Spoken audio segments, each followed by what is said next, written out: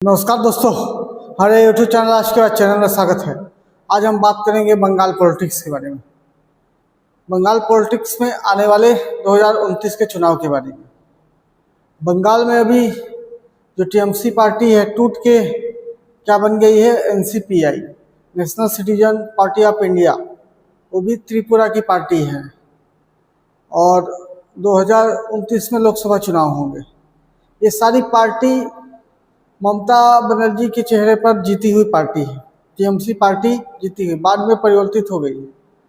और आने वाले चुनाव में अभी वर्तमान में बीजेपी के साथ गठबंधन है इनका।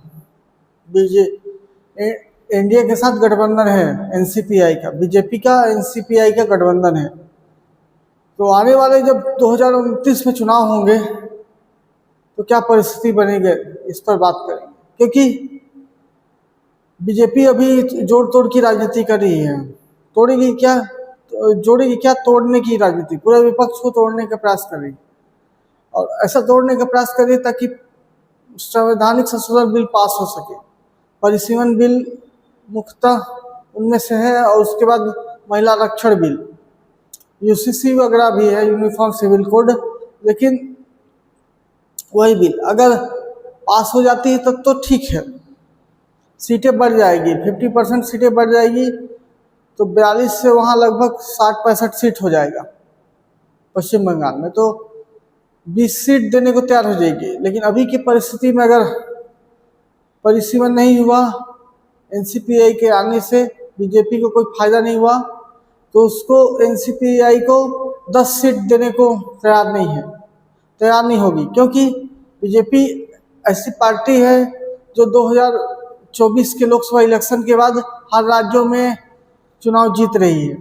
तो मतलब उसके चुनाव जीतने का कॉन्फिडेंस बूस्ट है, एकदम हाई है। किसी भी सहयोगी पार्टी को वो कमतर ही आकेगी कहीं पर।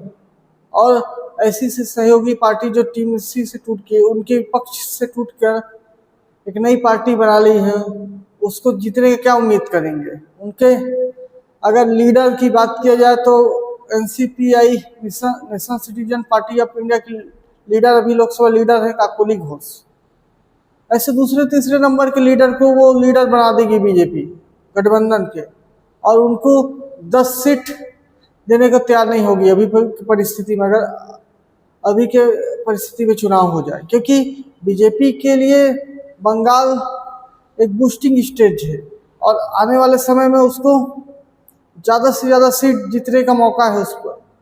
तो क्यों ऐसी छोटी पार्टी को, एनसीपीआई छोटी पार्टी को, वो सीटें ज़्यादा से ज़्यादा देकर अपना नुकसान करेगी। उसे 10 सीट 15 सीट से ज़्यादा नहीं देगी।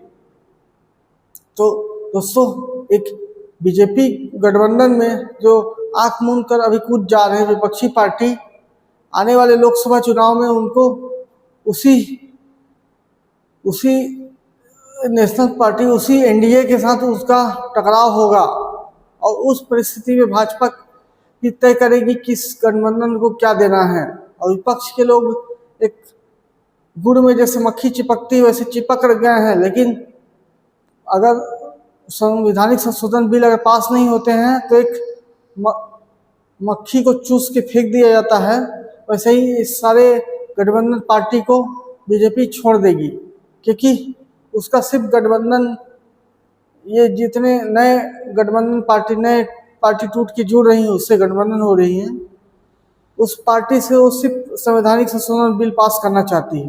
दोस्तों, एक बंगाल पॉलिटिक्स के बारे में कि आने वाले 2029 चुनाव में क्या परिदृश्य होगा, बीजेपी के साथ कैसा गठबंधन होगा एनसीपीआई का, उस पर एक जानकारी था मेरा। आई होप आप लोग को अच्छा लगा होगा। अच्छा लगा तो वीडियो लाइक करें, चैनल पर नया सब्सक्राइब करें, दोस्तों को शेयर भी करें। धन्यवाद दोस्तों।